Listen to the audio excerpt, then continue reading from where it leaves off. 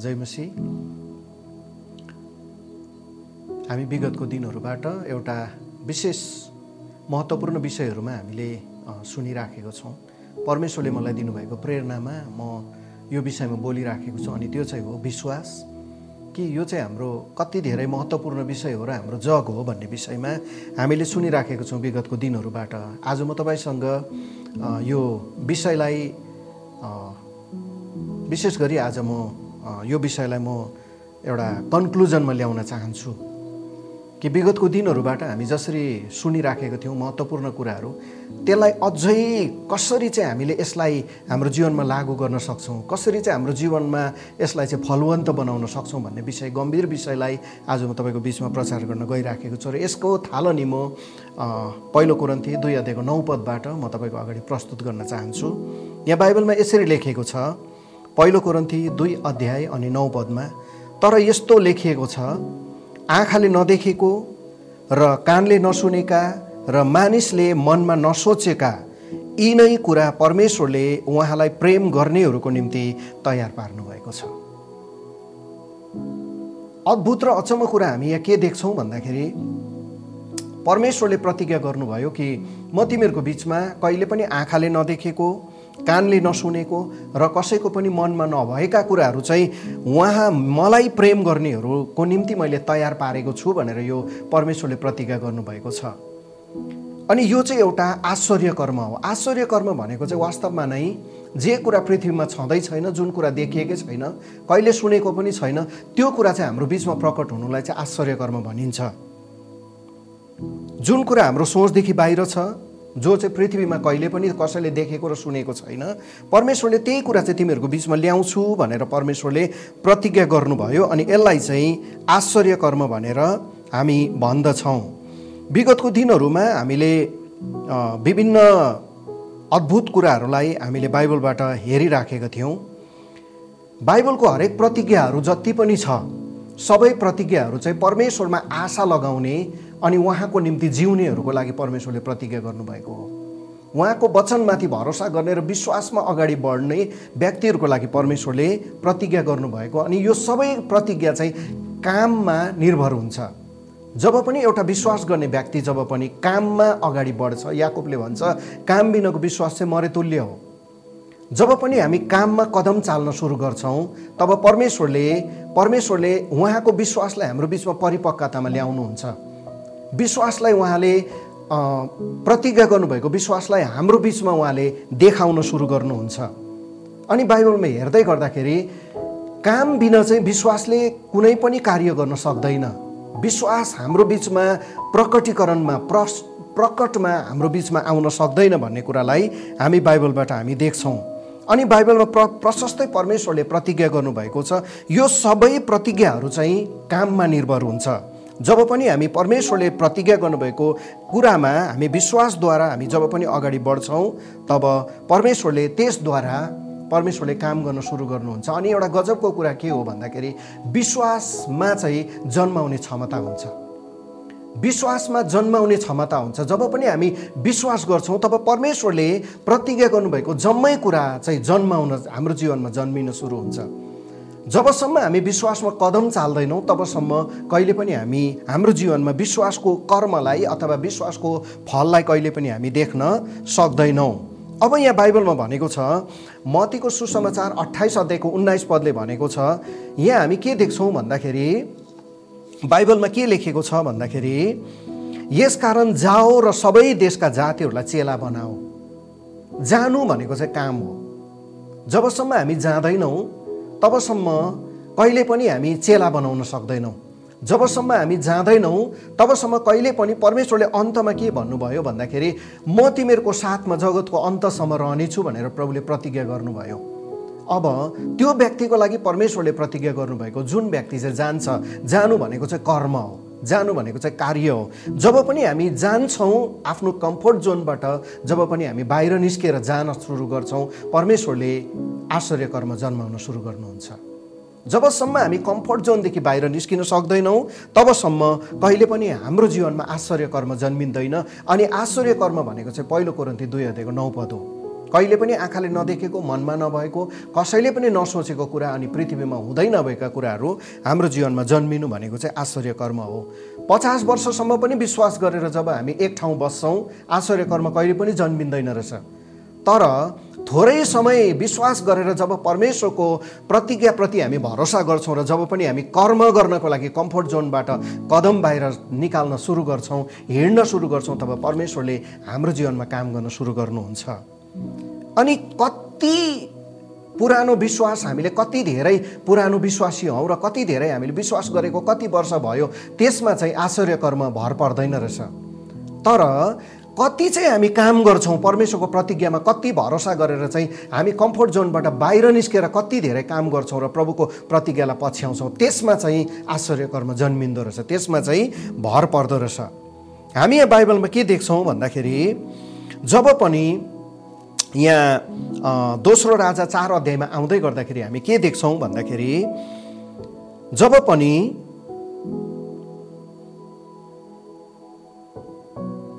एलिसाले आफ्नो विश्वासमा कदम चाल्न सुरु गरेर उनी आफ्नो कम्फर्ट जोनबाट बाहिर निस्के, उनीसँग पनि प्रशस्तै थियो। जब एलिसालाई एलियाले अभिषेक गर्दै थिए, त्यति बेला देख्दै गर्दाखेरि उनी एउटा सम्पन्न व्यक्ति थिए भन्ने कुरा हामी थाहा पाउँछौँ बाइबलबाट। उनको सम्पूर्ण कुरा त बाइबलमा लेखिएको छैन, तर हामीले हेर्दै गर्दाखेरि, खोज्दै गर्दाखेरि के पाउँछौँ भन्दाखेरि, एलिसा जो थिए एउटा सम्पन्न व्यक्ति थिए।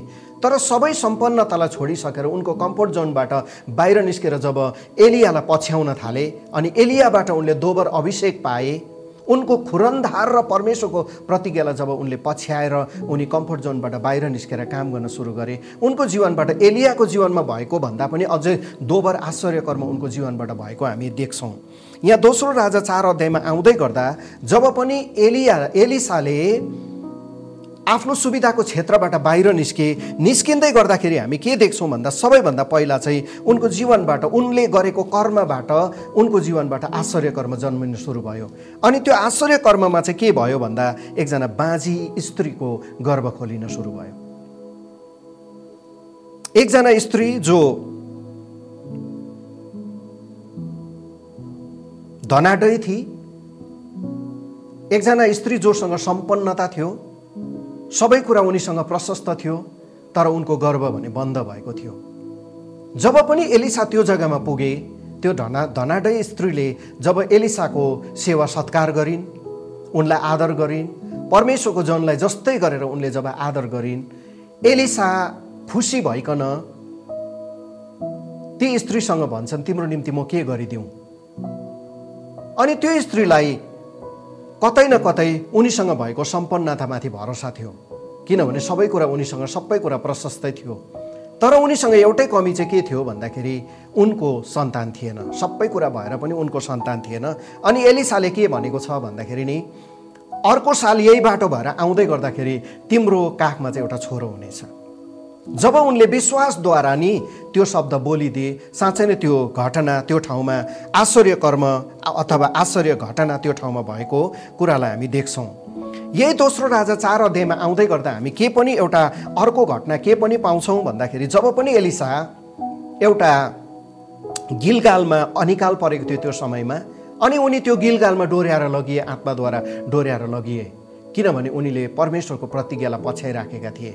पहिलो कोरिन्थी 2 अध्यायको 9 पदमा परमेश्वरको वचन अनुसार उनले परमेश्वरको आश्चर्य कर्मलाई देख्न चाहन्थे, परमेश्वरको महिमामय कुरालाई देख्न चाहन्थे, परमेश्वरप्रति भरोसा गर्थे। अनि उनी जब पनि गिलगालको अनिकालमा जब पुगे, त्यो ठाउँमा एकजना विधवाको घरमा उनी पुग्छन्। अनि त्यहाँ हामी के देख्छौँ भन्दाखेरि, सारा गिलगालमा अनिकाल परेको थियो, अनि त्यो विधुको घरमा पनि अनिकाल परेको थियो, जो चाहिँ एउटा अगमवक्ताको घर थियो, एलिसाको चेलाको घर थियो।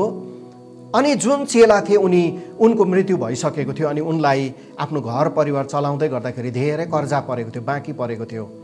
अनि उनी त्यो घरमा जब पुगेर खानेकुरा केही देऊ भनेर जब उनले भने, त्यति बेला विधुले भन्छ, घरमा खानेकुरा केही पनि छैन। उसो भए तिम्रो घरमा के छ त भन्दा, गरियोमा अलिकति तेल बाहेक अरू केही पनि छैन। परमेश्वर उनीसँग यसरी बोल्नुभयो कि अब यो घरमा चाहिँ मेरो वचनलाई पुरा गर्नेछु। तेरो विश्वास र तैँले गरेको भरोसा र तेरो कदम अनुसार, तैँले चालेको कदम अनुसार कम्फर्ट जोनबाट त निस्केको जुन चाहिँ सुविधाको क्षेत्रबाट बाहिर निस्केर ममा भरोसा गरेको छस्, त्यो भरोसाको परिणाम यो घरमा आज तँद्वारा म सहकाल ल्याउनेछु।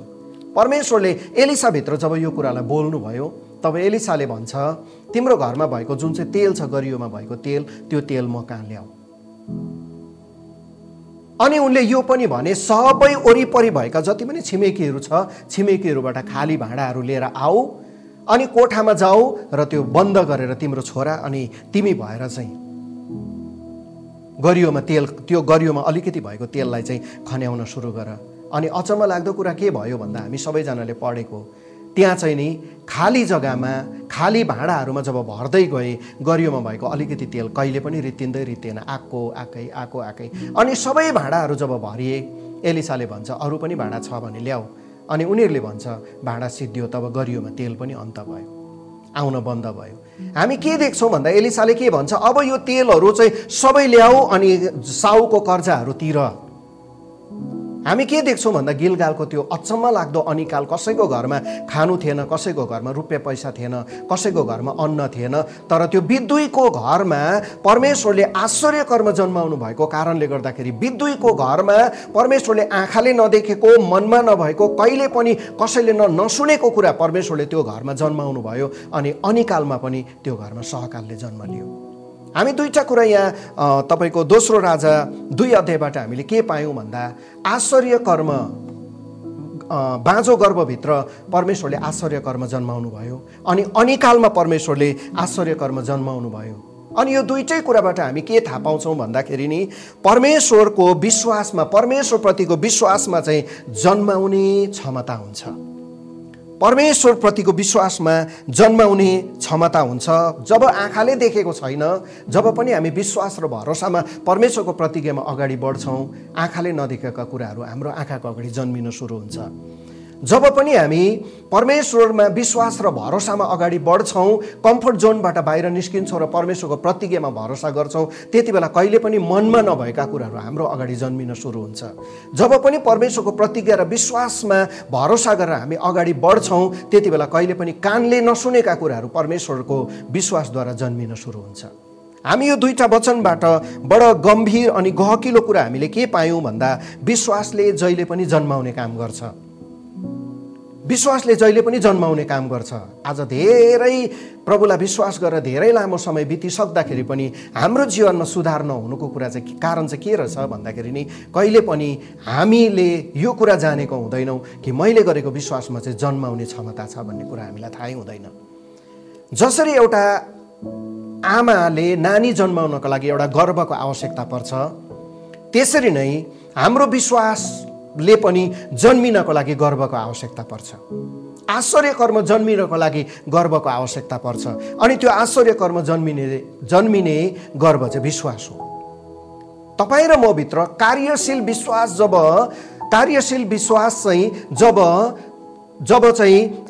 विश्वास जब बढ्न सुरु गर्छ, त्यति बेला त्यो विश्वासको गर्भले चाहिँ जहिले पनि आश्चर्य कर्म जन्माउन सुरु हुन्छ अनि कहिले पनि आँखाले नदेखेका कुराहरू जन्माउन सुरु गर्छ। विश्वासले नि हामी यहाँ के देख्छौँ भन्दाखेरि पहिलो दोस्रो राजा 4 अध्यायमा हामी के देख्छौँ भन्दा पहिलो कुरा चाहिँ के जन्माउँदो रहेछ विश्वासले भन्दाखेरि पहिलो कुरा चाहिँ बाटो जन्माउँदो रहेछ अनि दोस्रो कुरा चाहिँ बास जन्माउँदो रहेछ। धेरैले कम्फोर्ट जोनलाई छोड्न नसकेको कारण चाहिँ के हुन्छ भन्दा विश्वास त छ तर कम्फोर्ट जोनलाई छोड्नै सक्दैन। त्यो कारण चाहिँ के हुँदो रहेछ भन्दाखेरि चाहिँ पहिला कुरा चाहिँ बाटोमा अन्योल भएको हुन्छ, बाटो नै देख्दैन। तर जब पनि विश्वास गरेर हामी कदम बाहिर चाल्न थाल्छौँ, त्यति बेला चाहिँ हाम्रो विश्वासले चाहिँ बाटो जन्माउँदो रहेछ, मार्ग जन्माउँछ, हाम्रो लागि लक्ष्य जन्माउँछ। अनि दोस्रो कुरा चाहिँ हामी धेरैचोटि कम्फोर्ट जोन छोड्न नसकेको कारण चाहिँ हामी कहाँ जानु होला, कहाँ गएर बस्नु होला भन्ने हामी एकदमै इन्सेक्युरिटी भइराखेको हुन्छ, इन्सेक्योर फिल हामी गरिराखेको हुन्छौँ। तर जहिले पनि विश्वासमा जब हामी कदम चाल्न सुरु गर्छौँ, त्यति बेला चाहिँ विश्वासले चाहिँ दोस्रो कुरा चाहिँ बास जन्माउँदो रहेछ। अनि तेस्रो कुरा चाहिँ विश्वासले के जन्माउँदो रहेछ भन्दाखेरि गाँस जन्माउँदो रहेछ। हाम्रो लागि जहिले पनि प्रबन्ध गर्छ। यीशुले जब आफ्नो चेलाहरूलाई पठाउनु भयो, चेलाहरूलाई पठाउँदै गर्दाखेरि यीशुले भन्नुभयो झोला नबोक, खानेकुरा पनि नबोक, अनि 2 जोडी लुगा पनि नबोक, किनभने यीशुलाई थाहा थियो जुन विश्वासमा चेलाहरूलाई पठाउँदै हुनुहुन्छ त्यो विश्वासले चाहिँ जहिले पनि उनीहरूको निम्ति प्रबन्ध गर्छ, जन्माउँछ।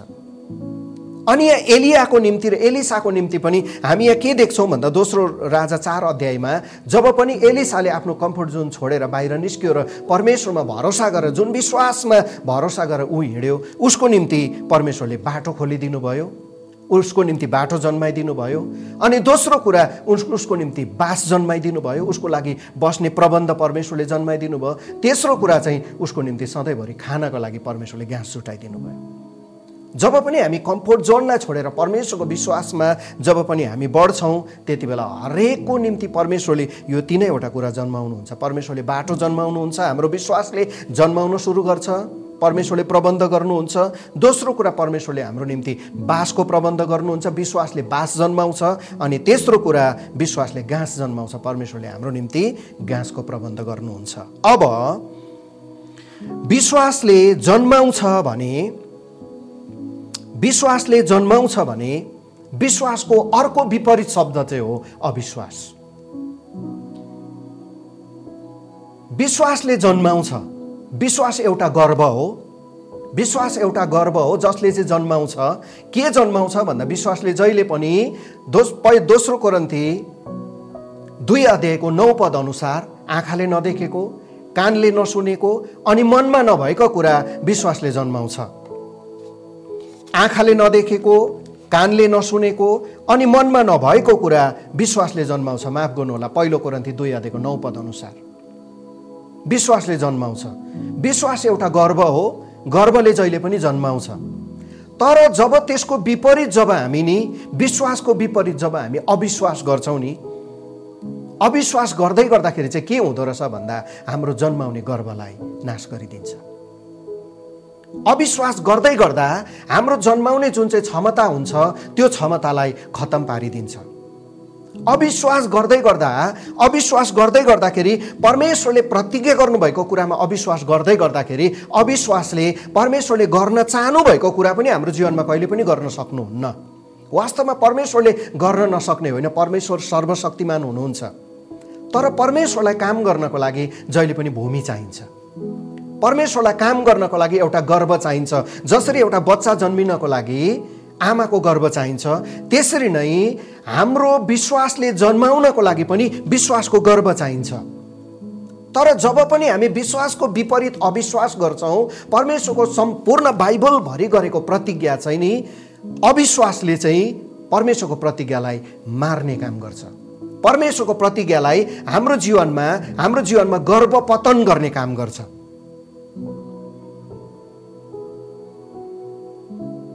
परमेश्वरले जतिसुकै गर्न चाहे पनि जब पनि हाम्रो विश्वासको गर्व नै अथवा विश्वासको भूमि नै खतम भएर जान्छ, परमेश्वरले गर्न चाहेर पनि हामीभित्र भूमि नै नभएको कारणले गर्दा त्यहाँ कहिले पनि उम्रिन सक्दैन। भूमि नै नभएको कारणले गर्दाखेरि विश्वासको बिउ, परमेश्वरको आश्चर्य कर्मको बिउ कहिले पनि परमेश्वरले रोप्न सक्नुहुन्न। अनि परमेश्वरले जहिले पनि हरेक विश्वासीको जीवनमा आश्चर्य कर्म गर्न चाहनुहुन्छ। यो परमेश्वरको इच्छा हो।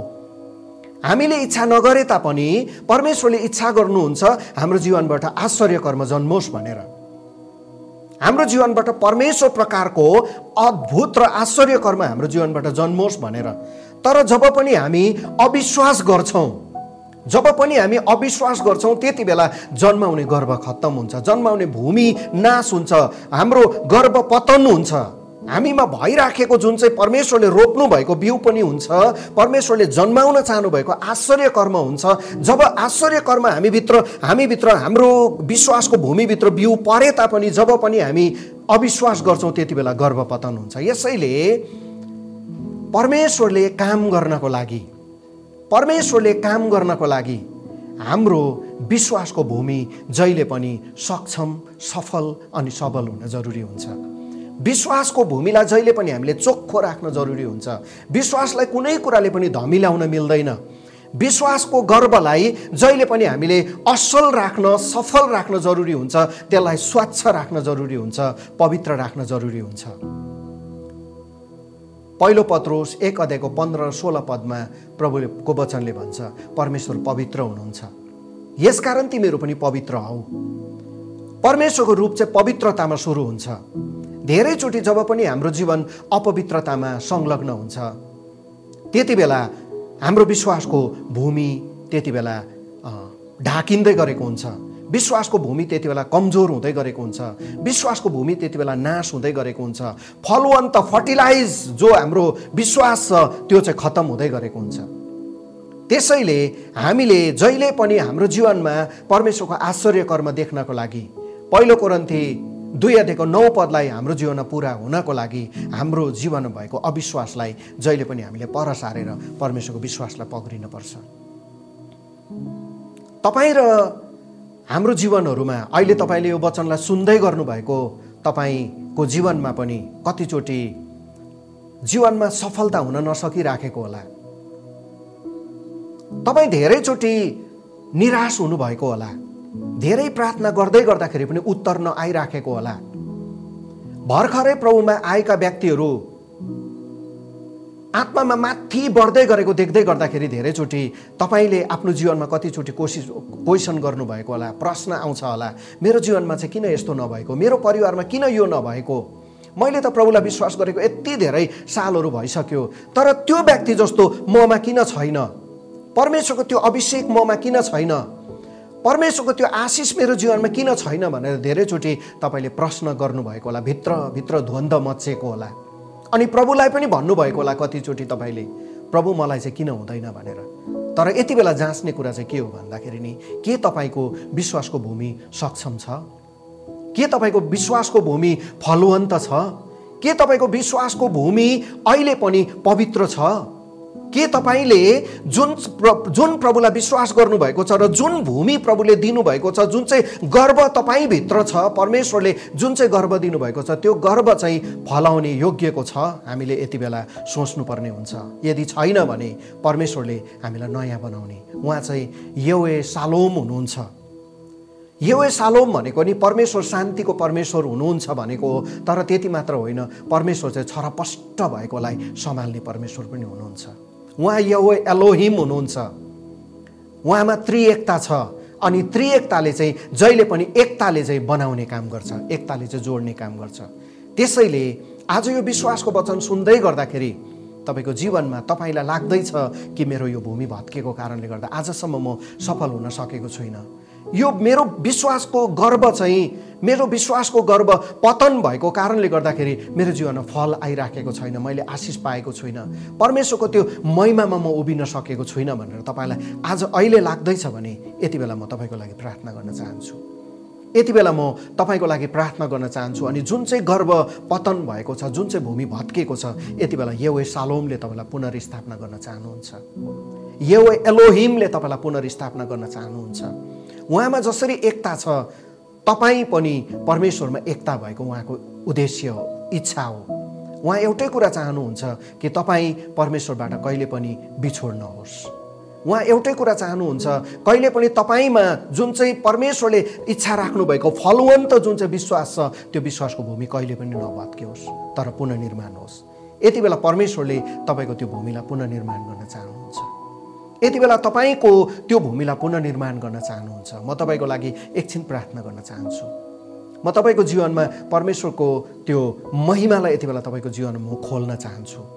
तपाईँ हुनसक्छ परिस्थितिको कारणले गर्दा, हुनसक्छ विभिन्न प्रकारको तपाईँ बिमार र कष्टको कारणले गर्दा, समस्याको कारणले गर्दाखेरि तपाईँको भूमि कमजोर भएको होला, भत्केको होला, तपाईँको त्यो भूमि चाहिँ एउटा मलिलो नभइराखेको होला, बाँझो भूमि भएको होला। तर परमेश्वरले यति बेला पुनर्निर्माण गर्न चाहनुहुन्छ, तपाईँको भूमिलाई पुनर्स्थापना गर्न चाहनुहुन्छ, तपाईँको भूमिलाई मलिलो बनाउन चाहनुहुन्छ। आउनुहोस् यति बेला हामी प्रभुसँग प्रार्थना गर्छौँ। म तपाईँको लागि प्रार्थना गर्न चाहन्छु। यति बेला तपाईँको अघि पवित्र आत्मा उभिनु भएको छ तपाईँलाई पुनर्निर्माण गर्नको लागि।